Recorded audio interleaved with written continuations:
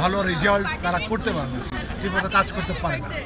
তো ফিল্ম ক্লাবের আমি চাবো যে ফিল্ম ক্লাবের নির্বাচন যেন প্রতি 2 বছর অন্তর হয়, এবং এবছর যারা দাঁড়িয়েছে নির্বাচনে যারা অংশগ্রহণ করেছে তারা প্রত্যেকে যোগ্য, অনেকে যোগ্য।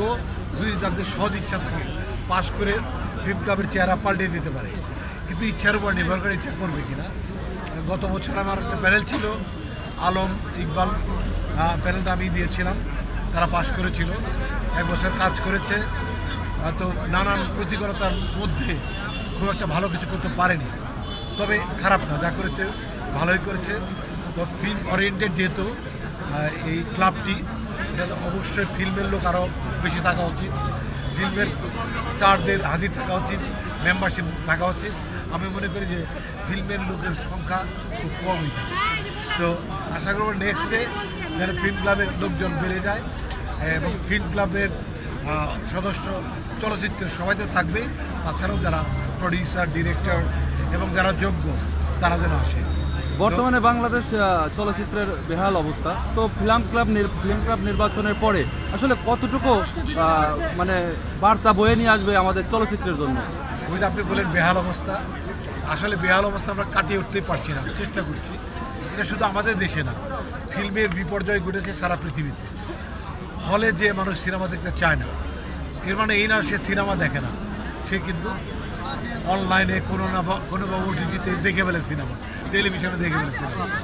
তো এই যে সিনেমার বিষয়টা, সিনেমাটা সারা ওয়ার্ল্ডে চলছে, ভালোভাবে চলছে, কিন্তু প্রদর্শনের সিস্টেম চেঞ্জ হচ্ছে, হল থেকে চলে গেছে মোবাইলে, টেলিভিশনে চলে গেছে। তো আমাদের এখানে চেঞ্জ হচ্ছে, আমরা প্রথম এই জন্য বিষয়টি অত সুন্দর করে নিতে পারছি না, কিন্তু আমন্ত্রণ জানাচ্ছি, কারণ আমার অনলাইনে আমার মুভির ভিউজ হয়েছে প্রায় 30 লক্ষ, যেটা হলে এত লোকদের দেখেনি।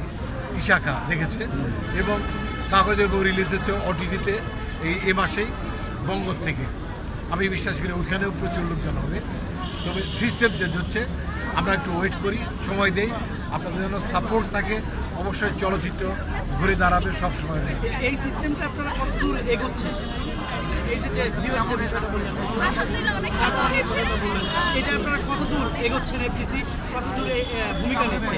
এটা কিন্তু প্রচুর ওটিটি প্ল্যাটফর্ম আমাদের দেশে অনেক রয়েছে, বঙ্গ আছে, তারপরে চরকি আছে, তারপরে দীপ্ত আছে, অনেকগুলো আছে, তারা কিন্তু ভিউজ পাচ্ছে, প্রচুর ভিউজ পাচ্ছে।